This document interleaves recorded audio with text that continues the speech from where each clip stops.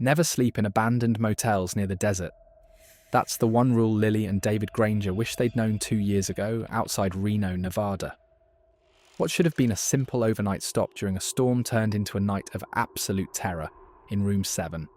A room that doesn't exist on any map, but has been collecting guests for over 70 years. This is the true story of a couple who discovered that some places don't let you leave, some doors only open one way, and some motel owners have been alive far longer than any human should be. Because when Mr. Garrett insists you stay in room 7, he's not offering you shelter. He's adding you to his permanent collection. Lily and David Granger had been on the road for 8 hours when they made the decision that would change their lives forever. They were driving from their home in Salt Lake City to Sacramento, California, where Lily's younger sister Emily was getting married the next afternoon. Lily was the maid of honor. Missing the wedding wasn't an option. They'd left later than planned because David's work meeting had run long. By the time they hit the Nevada desert, the sun had already set, leaving them driving through absolute darkness on a 2-lane highway that stretched endlessly in both directions. The GPS had recommended Interstate 80, the main route. But David had noticed the traffic alerts showing a multi-car pileup that would add 3 hours to their trip. So he'd taken a back road, a state highway that cut through the desert and would theoretically save them 90 minutes. Lily had been uneasy about the detour from the start. The back road was lonely, desolate, the kind of highway where you could drive for an hour without seeing another car. No gas stations, no rest stops, nothing but sand and scrub brush, and the occasional Joshua tree twisted into strange shapes against the night sky. But David had been confident. The GPS showed the route clearly. They'd be fine. Then the storm hit. It came out of nowhere with apocalyptic fury. One moment the sky was clear and star-filled. The next moment the heavens opened and rain poured down in solid sheets that turned the windshield into an impenetrable wall of water. The wipers, even at maximum speed, couldn't keep up. Visibility dropped to absolute zero within seconds. David gripped the steering wheel so hard his knuckles went white, leaning forward as if those extra few inches would help him see through the deluge. The headlights barely penetrated 5 feet ahead. The road became a river, water flowing across the asphalt in torrents that made the car shudder with each impact. Then the car hydroplaned. For 3 terrifying seconds, they had no control.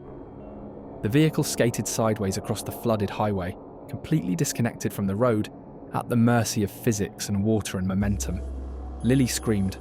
David fought the wheel, knowing that any sudden movement could send them spinning completely out of control. The car fishtailed violently, the back end swinging in a wide arc that brought them within inches of sliding off the road entirely into the desert darkness. The tyres finally caught traction again with a jolt that threw them against their seatbelts. David eased off the accelerator, reducing their speed to barely 20 miles per hour. His heart hammered against his ribs. Lily's hands were shaking so badly she had to clasp them together in her lap. David tried to check their location on the GPS, but the screen showed only a grey void. No route. No roads. No position indicator. Just emptiness, as if they'd driven off the edge of the map entirely. Lily pulled out her phone. No signal. Not even one bar. They were completely cut off, lost in the middle of a desert storm with no way to call for help and no idea where they were. The rain intensified, something Lily hadn't thought possible. Thunder cracked so loud it felt like the sky was splitting open. Lightning illuminated the landscape in brief, stark flashes that showed nothing but endless desert in every direction. David kept driving because stopping seemed more dangerous than continuing, but he had no idea if they were even still on the road. The pavement and the flooding were indistinguishable. Lily was on the verge of begging David to just pull over and wait out the storm when she saw them. Lights in the distance, glowing through the rain like a beacon of salvation. She grabbed David's arm and pointed, her voice tight with relief and something else she couldn't quite name. An instinctual wariness that made her skin prickle. David saw them too. As they got closer, the lights resolved into the illuminated sign and office windows of a motel. The building materialized out of the storm like a mirage, appearing exactly when they needed it most. The sign, old and weathered with several letters burned out, read, Desert Rose Motel, in flickering neon that cast pink and green shadows across the flooded parking lot. David immediately slowed down, preparing to turn in. Lily felt her unease intensify into something approaching dread. Something about the motel felt fundamentally wrong. It looked abandoned. The paint was peeling in long strips from the exterior walls, the stucco cracked and crumbling, weeds growing through breaks in the parking lot asphalt. Several of the room windows were boarded up. The whole place had the appearance of a building that had been closed for years, maybe decades. But the office lights were on, warm and inviting through the rain. Lily tried to articulate her fear, told David that maybe they should keep driving, find somewhere else, anything else. David looked at her like she'd lost her mind. The storm was getting worse by the second. They could barely see 10 feet ahead. They'd nearly crashed once already, and there was literally nowhere else. They hadn't passed a gas station or town or any sign of civilization for over an hour. This motel was the only shelter for miles in any direction. Lily couldn't argue with his logic, but the dread in her gut intensified as David turned into the parking lot. The lot was completely empty. Not a single other car, which seemed impossible even for a rundown desert motel in the middle of a storm. People should be seeking shelter. But they were alone. They parked as close to the office as possible and made a run for it through the rain. Even in those few seconds, they were drenched, the water coming down so hard it felt like being hit with buckets of ice. They burst through the office door, dripping and gasping. The office looked like it hadn't been updated since the 1970s. Harvest gold carpet worn thin in the traffic paths. Wood-panelled walls decorated with faded photos of the desert in various seasons. A counter with a cash register that had physical keys and a hand crank. The air smelled like dust and old paper, and something underneath that Lily couldn't identify. Something stale and closed in, like a room that hadn't been opened in years. Behind the counter stood Mr. Garrett. He was elderly, probably in his 70s, with white hair combed neatly back from a lined face. He wore a cardigan sweater, despite the desert heat, and smiled at them with the practiced warmth of a lifetime hospitality worker. But his eyes were wrong. They were too calm, too knowing, completely unaffected by the storm raging outside, or the appearance of two desperate, soaking wet travellers in the middle of the night. He greeted them pleasantly, as if he'd been expecting them, and asked if they needed a room. His voice was soft, almost gentle, but something in his tone made the hair on the back of Lily's neck stand up. David, practical and exhausted, immediately said yes, they needed a room for the night. He explained they were just passing through, heading to California, got caught in the storm. Mr. Garrett nodded throughout, as if this story was intimately familiar to him, as if he'd heard variations of it many times before. Then Mr. Garrett made a statement that stopped both of them cold. He didn't ask what kind of room they wanted. He didn't mention rates or availability. He simply told them they'd be staying in room 7, speaking with absolute certainty, like the decision had already been made long before they'd walked through his door. David, confused by the odd phrasing, asked if room 7 was the only room available. Mr. Garrett's smile widened slightly, not quite reaching those two calm eyes, and assured them that room 7 was the right room. Not available. Right. The only room they needed. Something about his word choice made Lily's unease spike into genuine fear. She looked around the office, trying to find some rational reason for her growing panic, and her eyes landed on the motel map mounted on the wall behind Mr. Garrett's head. It was one of those standard layout maps that motels display, showing the arrangement of rooms around the property. The map showed rooms numbered 1 through 6 along the bottom. Then it jumped to rooms 8 through 12 along the side. There was no room 7 anywhere on the diagram. David noticed it at the same moment. He pointed at the map and mentioned that room 7 didn't appear to be listed. Mr. Garrett turned slowly to look at the map, then turned back to them with that same unsettling smile. He told them, in that soft and patient voice, that maps aren't always complete.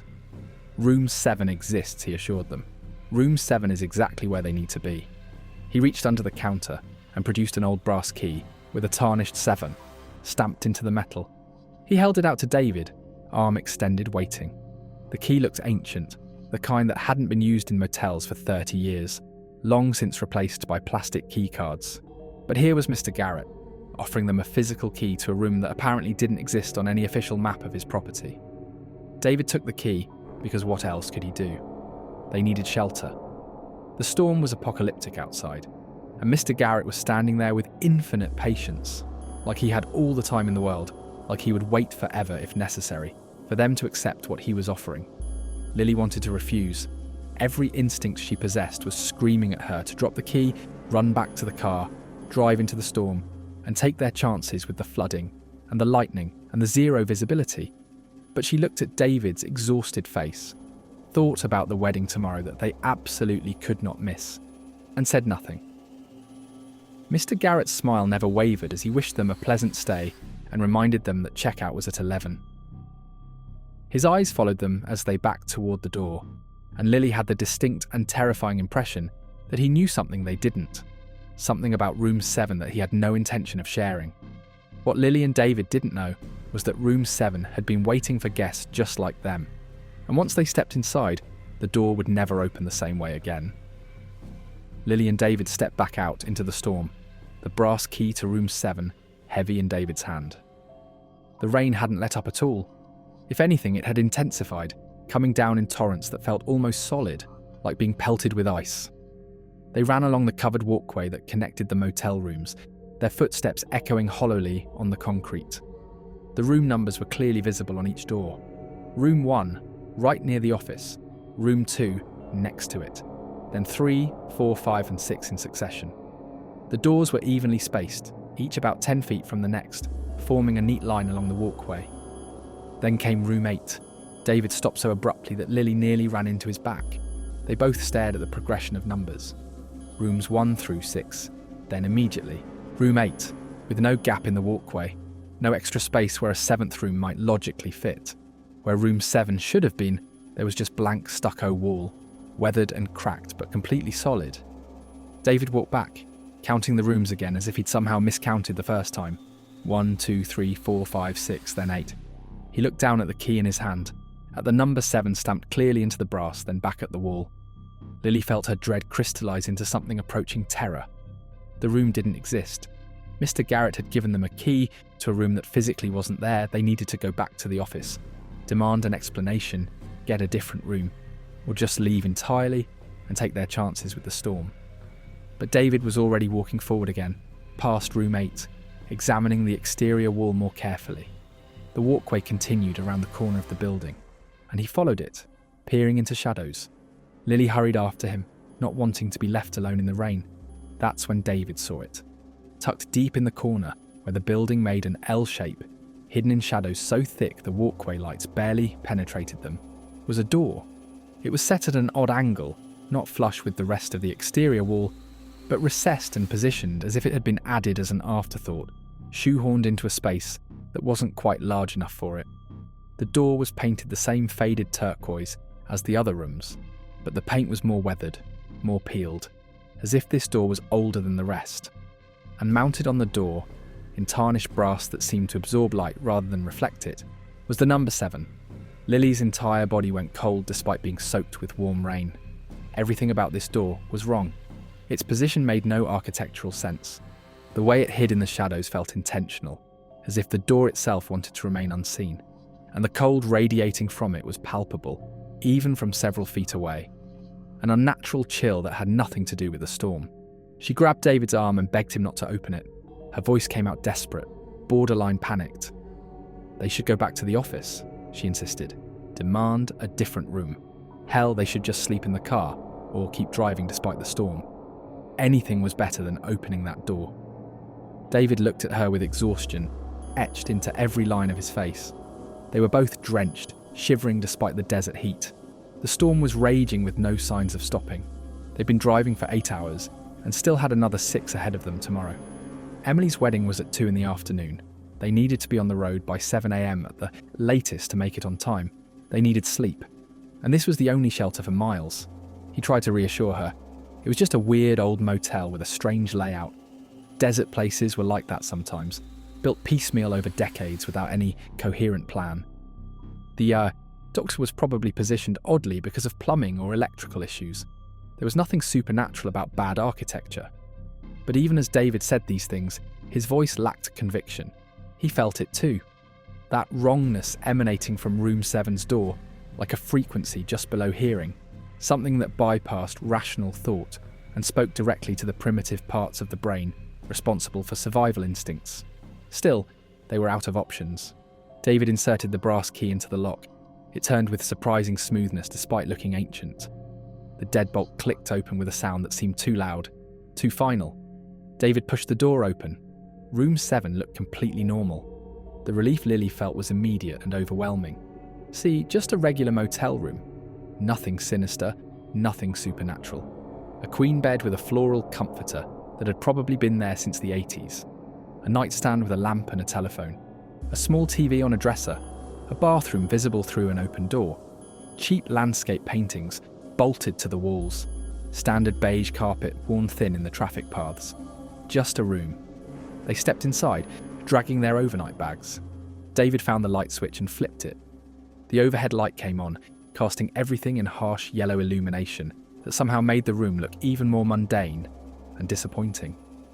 Lily felt foolish for her panic. This was fine. They'd sleep for a few hours, leave at dawn and laugh about her paranoia later. But then she noticed the air. It was wrong. Not wrong in any way she could immediately articulate, but fundamentally incorrect somehow. The air was stale, thick, like a room that had been sealed shut for years. And it was cold. Not refreshingly cool, but bone-deep cold despite the small heater unit under the window, running at full blast, its fan whirring loudly as it pumped hot air into the room. The hot air seemed to get swallowed by the cold, dissipating before it could warm anything. Lily could see her breath coming out in small clouds. And underneath the staleness there was a smell. Musty, yes, but something else beneath that. Something old and sad and desperate. A smell that reminded Lily of abandoned houses and forgotten things. The smell of places where hope had died a long time ago. The room felt too quiet. David was moving around, setting his bag on the luggage rack, checking the bathroom, and Lily could hear him, but the sound seemed muted, swallowed before they could properly travel. Like the room itself was absorbing noise, dampening it, keeping everything hushed and contained. David seemed not to notice, or perhaps he was too exhausted to care. He checked that the door locked properly from the inside, engaging both the handle lock and the deadbolt, then sliding the security chain into place. He told Lily they were safe, secure, and everything was fine. But Lily couldn't shake the feeling that they'd made a terrible mistake. They changed into dry clothes, brushed their teeth in the tiny bathroom where the mirror was spotted with age, and the grout between the tiles had gone black with decades of mildew. The bathroom was even colder than the main room, and Lily rushed through her routine just to get out of there. They climbed into bed. The sheets were clean but felt damp somehow, as if they'd absorbed all the moisture from the cold air. The mattress was old, springs poking through in places, the kind of bed that ensured you'd wake up sore no matter how you positioned yourself. David set the alarm on his phone for 6 a.m, plugged it in to charge on the nightstand, and turned off the lamp. Darkness fell across the room like a physical weight. The only light came from the red glow of the digital clock and the faint illumination of the parking lot lights filtering through the thin curtains. They lay there in the darkness, and Lily could feel David's exhaustion radiating from him. Within minutes, his breathing had deepened into the rhythm of sleep. But Lily couldn't sleep. The feeling of being watched was overwhelming. Not watched from outside the room, watched from inside it, from multiple points simultaneously, as if invisible eyes were fixed on her from every corner. She tried to tell herself it was just anxiety, just her overactive imagination, just the stress of the storm and the strange motel and the pressure of making it to Emily's wedding on time. But the feeling wouldn't go away. If anything, it intensified as the night deepened. Around 2 a.m, Lily was still awake, staring at the ceiling and trying to force herself to relax when she heard it. Whispering. Faint at first, so quiet she thought it might be the wind or the rain or some artifact of the old building settling. But as she focused on it, the sound became unmistakable. Voices, multiple voices, overlapping and desperate, coming from inside the walls. Not from the room next door bleeding through thin walls, but from within the actual structure of the room itself. As if people were trapped inside the drywall and insulation, speaking in hushed and frantic tones. Lily couldn't make out individual words, just the cadence of desperate communication. The sound of people trying to convey something urgent and important, but being unable to quite break through. She shook David awake, her hand trembling as it gripped his shoulder. He came out of sleep confused and groggy, asking what was wrong. She told him to listen, to hear the whispers. David lay still for a moment, focusing. He heard nothing, just the sound of the rain on the roof and the hum of the heater and the general silence of a motel at night. He tried to reassure Lily that she'd been dreaming, that the stress had gotten to her, that everything was fine. Then the TV turned on. Pure static filled the screen, that black and white snow of dead channels, accompanied by the harsh hiss of white noise. The sound was loud in the small room, jarring them both fully awake. David sat up, reached for the remote on the nightstand and tried to turn it off. Nothing happened. The TV continued displaying static, the noise filling the room. David got out of bed and walked to the TV, pressing the power button directly on the unit. The static continued. He pressed it again, harder. Nothing changed. Growing frustrated and a little unnerved now, David got down on his knees and felt behind the TV for the power cord. He unplugged it, pulled the cord completely out of the wall socket, held the plug in his hand to verify it was disconnected. The TV stayed on. The static continued uninterrupted, the screen still glowing that eerie black and white pattern, the white noise still hissing from the speakers. The cord lay on the floor, clearly unplugged, clearly not connected to any power source. But the TV remained on, displaying its message of static and noise, as if it was running on something other than electricity, powered by something that didn't need a physical connection to the wall.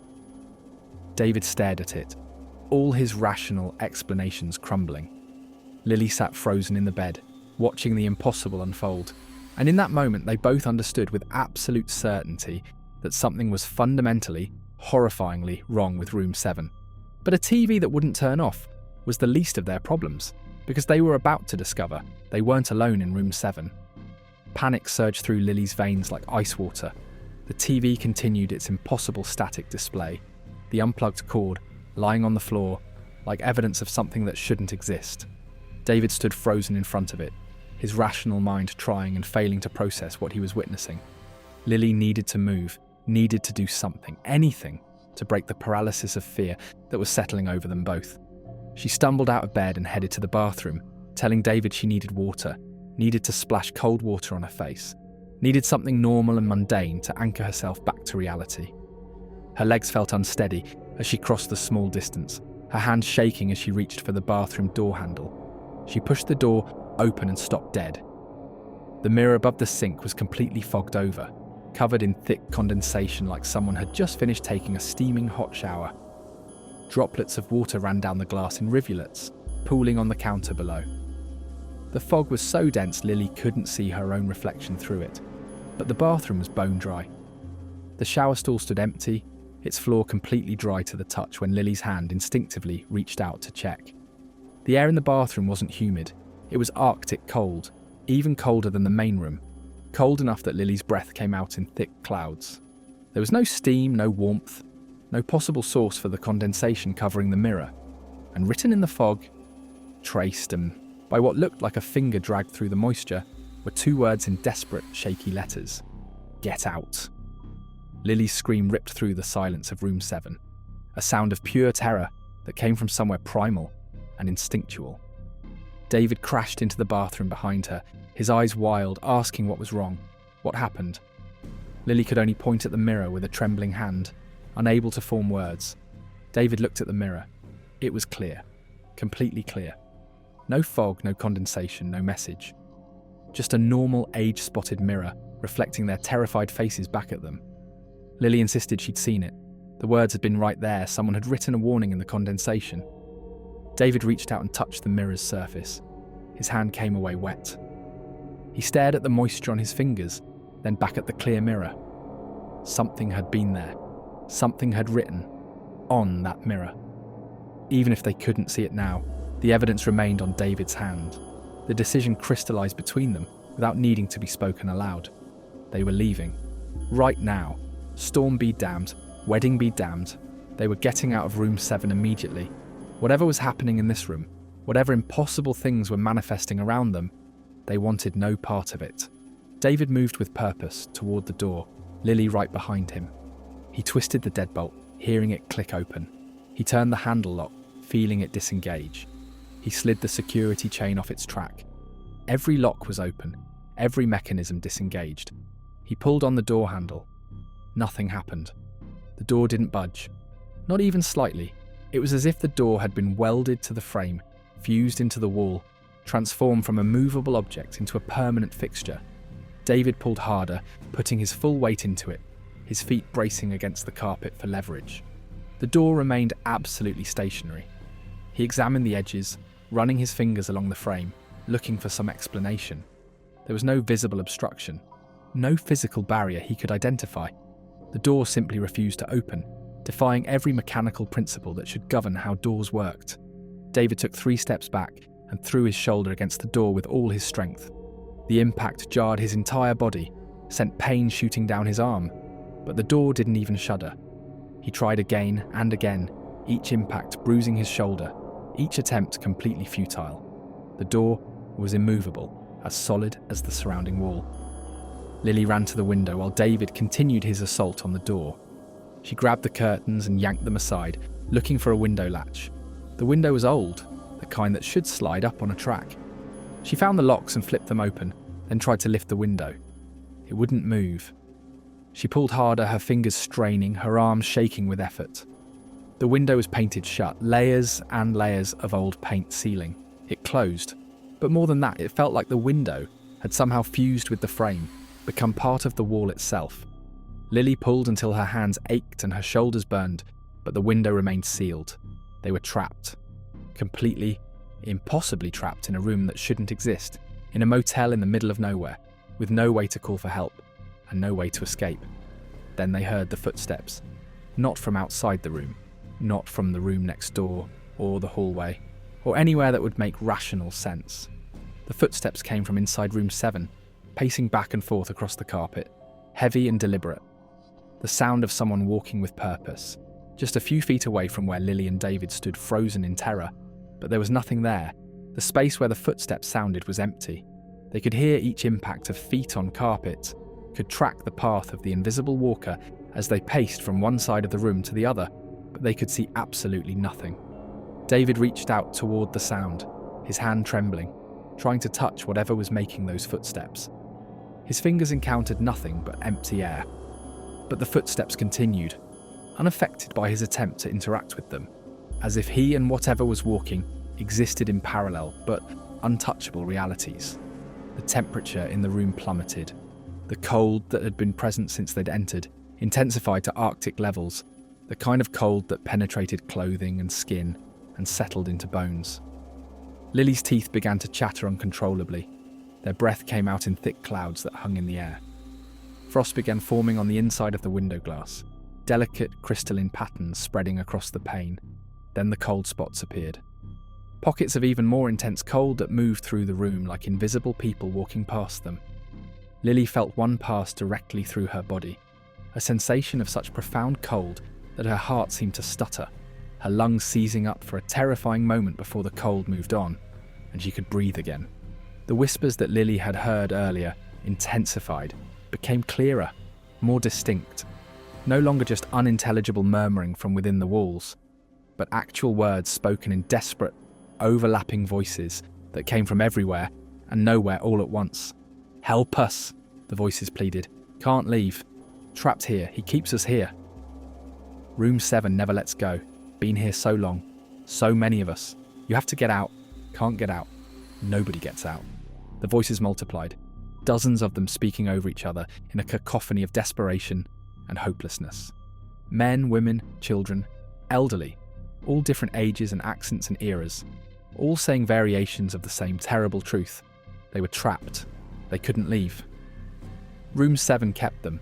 David shouted into the empty air, demanding to know who was there, what they wanted, his voice cracking with fear and anger and disbelief at what was happening. "The Armoire," whispers continued, unaffected by his demands, speaking their warnings and lamentations without pause. Lily saw them first. Her eyes, already straining in the dim light and the impossible cold, caught movement that wasn't quite movement in, shapes forming and dissolving at the edges of her vision. Translucent forms that flickered in and out of visibility like television reception, cutting in and out during a storm. She grabbed David's arm, unable to speak, and pointed with a shaking hand. David followed her gaze and saw them too. The ghosts were revealing themselves, becoming visible to the living guests who'd stumbled into their eternal prison. A woman materialised near the dresser. She wore a 1950s style dress, the kind with a cinched waist and full skirt, in a faded floral pattern.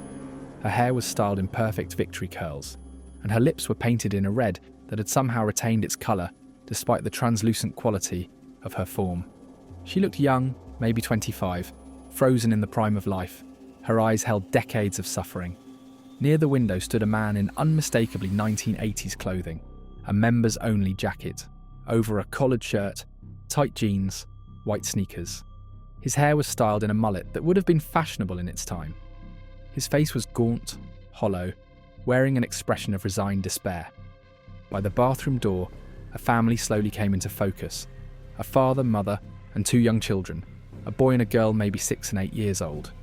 They wore clothing from the 1990s, the father in a flannel shirt and jeans, the mother in a denim jacket and stirrup pants, the children in oversized t-shirts with cartoon characters. The children held hands, pressed against their parents, their small faces etched with terror that no child should ever experience. More shapes formed behind them, an elderly couple in clothing from the 1940s, a young man in bell-bottoms and a psychedelic shirt from the 1970s, a woman in a power suit with massive shoulder pads from the late 1980s, a teenager in grunge fashion from the mid-90s. More and more forms flickering into visibility, filling the small room with dozens of translucent figures, all crowded together, all staring at Lily and David with expressions that conveyed absolute desperation and hopelessness. The room that had seemed barely large enough for 2 people now somehow contained what looked like 50 or more ghosts, all existing in the same space, overlapping and translucent, their forms passing through each other and through the furniture. They filled every corner, stood on the bed, crowded the bathroom doorway, pressed against the walls. Decades worth of trapped souls, all collected in room 7, all unable to leave, all bearing witness to the arrival of new victims. Lily's legs gave out. She collapsed to the floor, her back against the wall, staring at the impossible gathering of the dead. David stood frozen, his mind refusing to accept what his eyes were showing him. These weren't hallucinations. They weren't tricks of light or stress-induced visions. These were real as anything could be, ghosts of people who'd checked into the Desert Rose Motel and never checked out.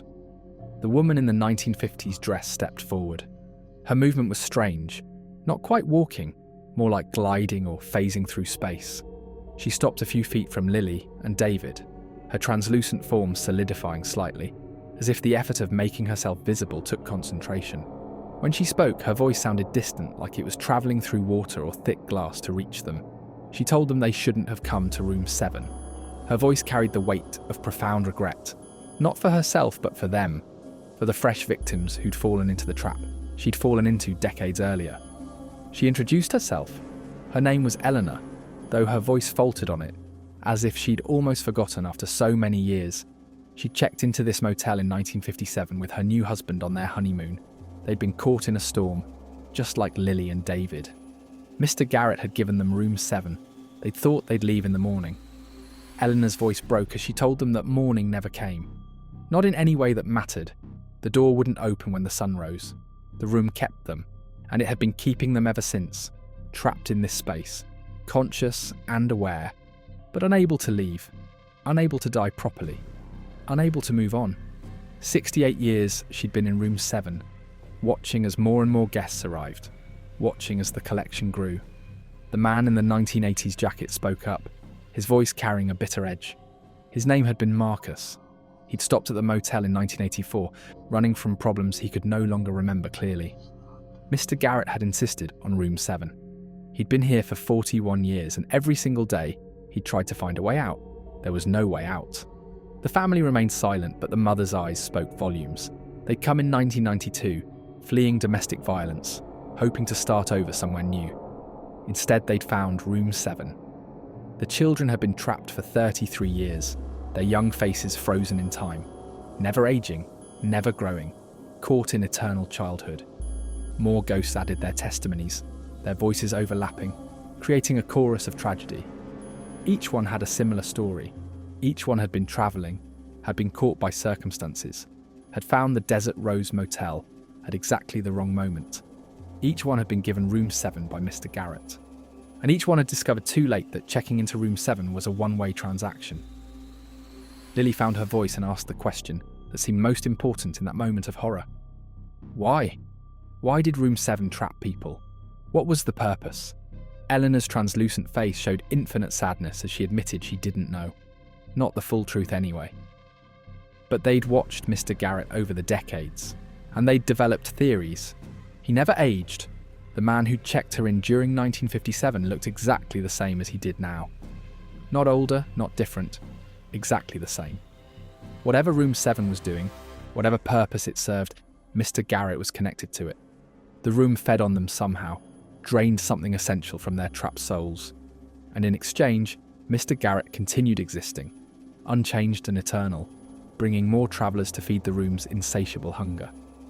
David asked desperately if there was any way out, any escape, anything they could try that the ghosts hadn't already attempted. The room full of spirits looked at him with expressions that conveyed their answer before anyone spoke. They'd tried everything. Every possible method of escape had been attempted over decades of captivity. Nothing worked. The door wouldn't open, the windows wouldn't break, the walls couldn't be breached. Room 7 was a perfect prison, and once you were inside, you became part of its permanent collection. Lily pressed her hands against her face, feeling the weight of their situation crushing down on her. They were going to join this crowd of ghosts.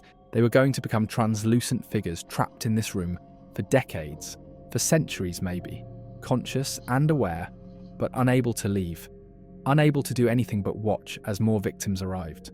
The ghosts had been waiting years, some of them generations, to warn new guests. But by the time anyone could see them, it was already too late. Eleanor's translucent form had solidified as much as it seemed capable of, her features becoming clearer, though still retaining that otherworldly transparency that marked her as something no longer entirely part of the living world. When she spoke, her voice carried through the room like sound travelling through water, distorted slightly but comprehensible, weighted with decades of suffering. She told Lily and David her full story in a voice that trembled with grief that had never diminished despite the passage of time. Her name was Eleanor Whitmore, though she'd been Eleanor Hayes when she'd checked into the Desert Rose Motel in June of 1957. She'd been 23 years old, married for only 2 weeks to a man named Robert, who'd promised her the world. They'd been driving to Los Angeles where Robert had a job waiting, full of hope and excitement about their future together. Then a summer storm had caught them in the desert, the kind that came out of nowhere and turned the roads into rivers. They'd seen the lights of the Desert Rose Motel like a blessing, like fate providing exactly what they needed. Mr. Garrett had been behind the desk, looking exactly as he looked tonight. White hair, cardigan, sweater, that calm smile that never quite reached his eyes. He'd given them room 7 without offering any alternatives. Eleanor's voice broke as she described waking up that first morning to find the door wouldn't open. Robert had, thought it was jammed, had thrown himself against it repeatedly, bruising his shoulder and cracking a rib in his desperate attempts to break through. They'd screamed for help until their voices gave out. Mr. Garrett had never come. Or if he did, he never acknowledged their pleas. By the second day, they'd started seeing the others. Ghosts who'd been there longer, trapped souls who told them the same terrible truth Eleanor was now telling Lily and David. Room 7 didn't let guests leave. The room kept you, body and soul, for reasons none of them fully understood. Robert had lasted 3 weeks before his body gave out. No food, no water, trapped in a room that existed outside normal time and space. Eleanor had watched him die slowly, had held him as his life faded, and then discovered something even more horrifying. Death didn't free them. Robert's ghost had formed right there next to his body, just as trapped as his living self had been. And the body had simply faded away over the following days, dissolving into nothing, leaving only the consciousness behind.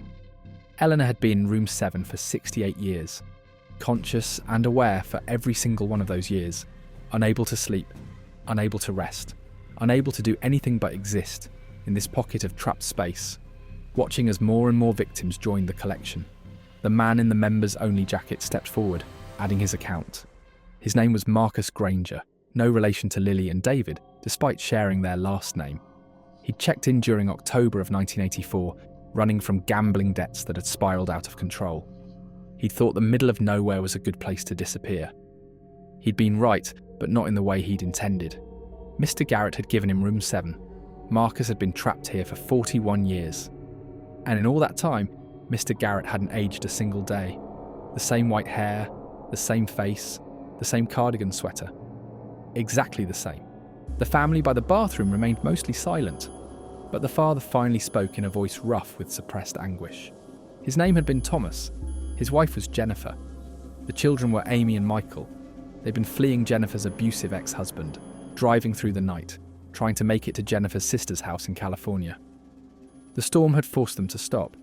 Mr. Garrett had insisted on room 7, had said something about it being good for families. Thomas's voice cracked as he described watching his children slowly realize they were trapped, watching them cry and beg to leave, watching them eventually accept their fate, with the terrible resignation that no child should ever have to learn. They'd been here for 33 years. The children had never grown up, never gotten to experience life beyond those terrible 8 and 6 years they'd been when the room claimed them. They existed in eternal childhood, frozen and aware, trapped with the consciousness of kids, but slowly accumulating the psychological weight of decades of imprisonment. More ghosts shared their stories. A couple from the 1940s who'd been on their way to a new life in Nevada. A young man from the 1970s who'd been travelling to find himself and instead found only room 7. A businesswoman from the late 1980s who'd missed her flight and decided to drive instead. A college student from the mid-1990s on a road trip that ended in eternal captivity. Decades of victims, all sharing the same story with minor variations. Storm, motel, Mr. Garrett, room 7, trapped forever. None of them knew the full truth of why room 7 existed or what purpose it served. But they'd watched and theorized and pieced together what they could. The desert was hungry. That much they understood. The southwestern deserts had always been places of death and disappearance, where the heat and isolation claimed lives with ruthless efficiency. But room 7 was something more deliberate, more targeted. It wasn't random desert danger. It was a mechanism, a trap, a feeding system. And Mr. Garrett was the operator of that system.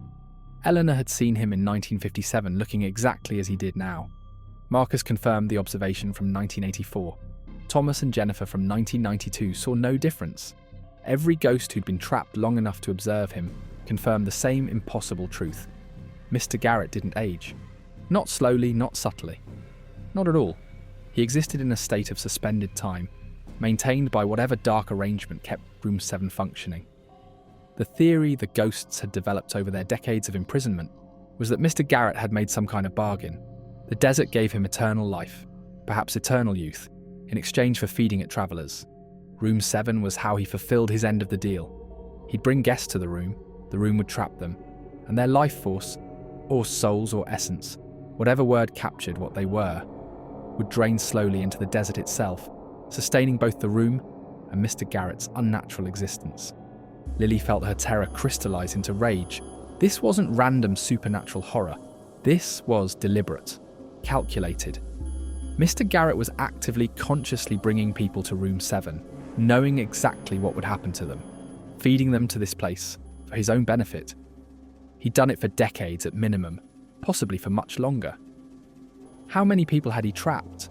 How many families destroyed? How many lives ended in this cursed room? David's rage matched Lily's. He started pounding on the door with both fists, slamming into it with all his strength, screaming for Mr. Garrett.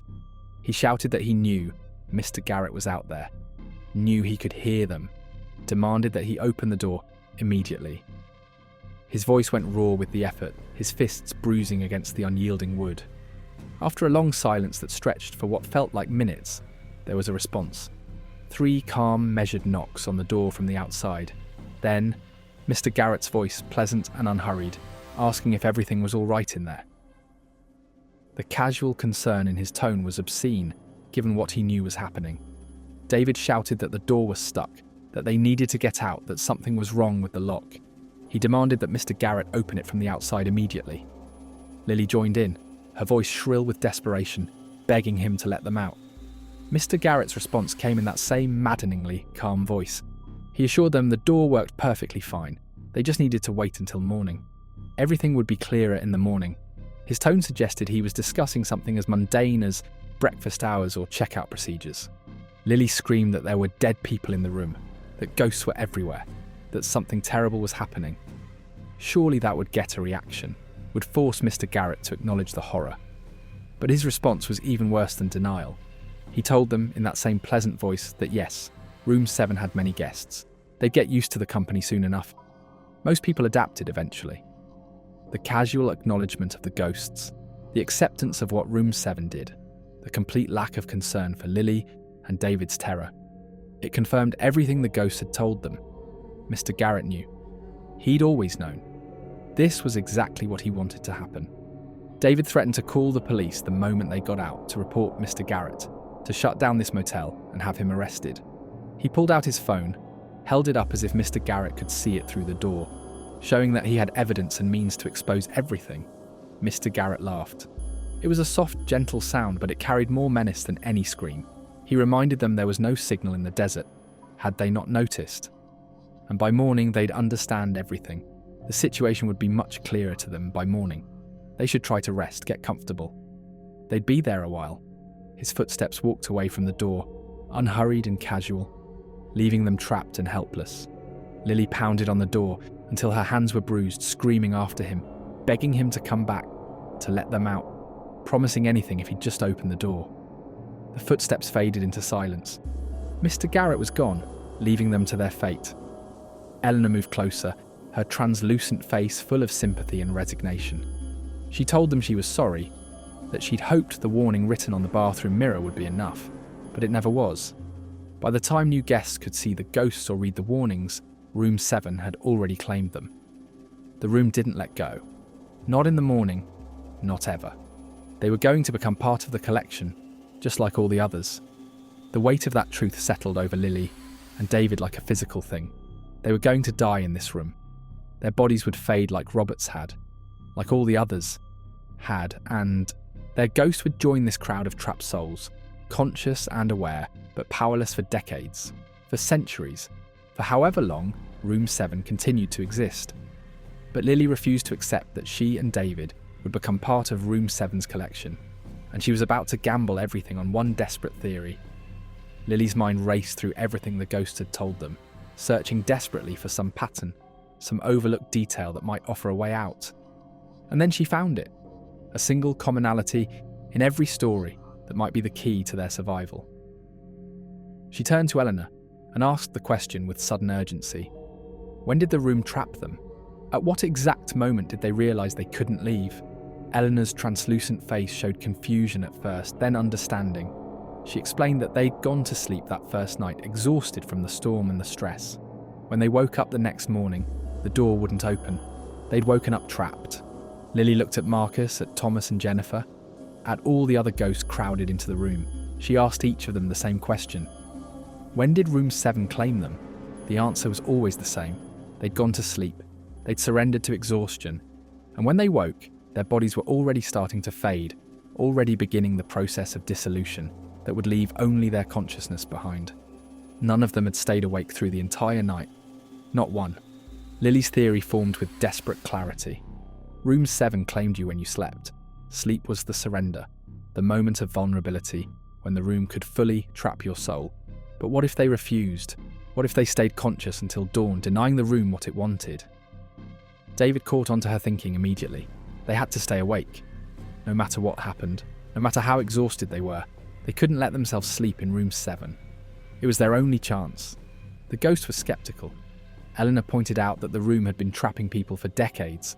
Surely someone had tried staying awake before, but as the ghosts conferred among themselves, a startling realization emerged. None of them could remember anyone trying. They'd all been exhausted from storms, from travel, from stress. They'd all given in to sleep naturally, never thinking to resist it. The room had always claimed them before they could think to fight back. Lily and David made their pact, right there surrounded by the desperate ghosts. No matter what room 7 threw at them, they would stay awake until sunrise. They checked David's phone. It was 2:17 in the morning. Sunrise in the Nevada desert in late spring would come around 5:30. 3 hours and 13 minutes. They could survive 3 hours, they had to. The moment they made their decision, the room responded as if it could sense their resistance, their refusal to submit. The temperature plummeted to levels that shouldn't be survivable. The cold became a physical force that penetrated through their clothes, through their skin, into their bones and organs. Lily's teeth chattered so violently she thought they might crack. David's lips turned blue. The frost on the windows thickened into sheets of ice. Their breath came out in clouds so thick they could barely see through them. Then the walls began to move, not dramatically, not obviously, but in subtle ways that were somehow more terrifying. The room was shrinking. The walls inched closer, the ceiling lowered incrementally. The floor seemed to rise. The space that had felt cramped with 50 ghosts became claustrophobic, pressing in on them from all sides. Lily felt the beginnings of panic, the primal fear of being crushed, of being buried alive. The hallucination started around 3 a.m. Lily looked at the bed and saw 2 corpses lying there. Her and David, dead and decomposing, their skin grey and rotting, their eyes sunken and crawling with things that shouldn't be named. The corpses moved slightly, shifting position, and their dead eyes turned to stare at the living version standing nearby. The corpse that looked like Lily opened its mouth and spoke in her voice, begging her to just lie down, to accept what was coming, to stop fighting. David saw different horrors. His parents appeared in the room, solid and real, pleading with him to sleep, to rest, telling him how worried they were about him. His sister materialized, crying, begging him to stop torturing himself. Every person he'd ever loved manifested in that room, all of them trying to convince him that sleep was the answer, that rest would solve everything. The whispers that had been constant since they'd first heard them escalated into deafening screams, voices shouting contradictory commands, shrieking warnings and threats and pleas. The ghosts themselves began to flicker violently, their forms distorting into nightmarish shapes, faces stretching into impossible proportions, limbs bending at wrong angles, bodies inverting and reforming in ways that hurt to look at. Around 4 a.m, David started to break. His eyes were closing involuntarily, his body's need for sleep overriding his conscious will. He swayed on his feet, his words slurring as he tried to talk to Lily. He took a step toward the bed without seeming to realize he was moving, drawn to it like a sleepwalker being pulled by invisible strings. Lily grabbed him with both hands, shaking him hard enough to snap his head back. She shouted his name over and over, slapped his face when shaking wasn't enough, did everything she could to keep him present and conscious. She talked non-stop, her voice becoming hoarse but never stopping. She reminded him about the wedding they were supposed to attend that afternoon. Emily in her white dress walking down the aisle, the reception where they'd dance and celebrate. She talked about their own future wedding they'd been planning, the house they wanted to buy, the children they'd discussed having. 2 kids, maybe 3, in a home with a big backyard. She described the life they'd build together in exhaustive detail, the vacations they'd take, the anniversaries they'd celebrate, growing old together, watching their children grow up, becoming grandparents someday. Every dream, every plan, every small moment of happiness they'd ever discussed, Lily described it all in desperate detail, her voice becoming David's anchor to consciousness. The room fought back with everything it had. Phantom hands materialized from the walls, grabbing at them, trying to pull them toward the bed. The hands felt real, solid, ice-cold fingers wrapping around their arms and legs. Voices that sounded exactly like their loved ones begged them to just rest, promised that everything would be better if they just closed their eyes for a moment. Visions of peaceful sleep appeared before them, images of warm beds in safe places, memories of the best sleep they'd ever had, the promise of rest so deep and complete that all their problems would simply dissolve. The temptation was overwhelming, pulling at them with psychological weight that made their resistance feel futile. But Lily and David held on to each other, arms wrapped tight, keeping each other upright through sheer force of will. When David's eyes closed, Lily forced them open. When Lily's knees buckled, David held her up. They became each other's reason to stay conscious, their partnership the only thing strong enough to resist Room 7's assault. The minutes crawled by with agonizing slowness. Every second felt like an hour. The room threw hallucination after hallucination at them. The ghosts flickered and screamed. The cold intensified until they couldn't feel their extremities. The walls pressed closer. Reality itself seemed to warp and bend, making it hard to distinguish what was real from what the room was creating. Then, through the frost-covered window, the faintest change in the quality of darkness outside. Not light yet, but the suggestion of light coming. The deep black of night shifting toward the dark grey of pre-dawn. Lily saw it first and grabbed David, pointing with a trembling hand. showing him that sunrise was coming. The room sensed it too. The assault intensified to levels of desperation, throwing everything at them in one final attempt to break their will before dawn could free them. But Lily and David had made it too far to give up now. They held each other and endured, counting down the seconds, watching that window with obsessive focus. Then the first ray of genuine sunlight broke through the window, a single beam of golden light cutting through the frost, touching the floor of room 7. The moment that sunlight entered the room, everything changed instantly. The oppressive weight that had been crushing them lifted. The cold dissipated as if it had never existed. The hallucinations vanished. The ghosts stopped their violent flickering and returned to their normal, translucent forms. The walls stopped moving. The room became just a room again. David stumbled to the door on legs that barely supported him. He grabbed the handle, turned it, not daring to hope. The door opened smoothly, easily, as if it had never been stuck at all. The early morning air rushed in, warm and clean and real. They ran, grabbed their bags and ran without looking back, their exhausted bodies finding reserves of energy they didn't know they had. Through the parking lot toward their car, fumbling with keys, desperate to get away before the room could change its mind. As they reached the car, Lily glanced at the motel office. Mr. Garrett stood in the doorway, watching them with that same calm expression he'd worn when they'd checked in. He called out to them in his pleasant voice, asking if they were leaving so soon, hoping they'd enjoyed their stay.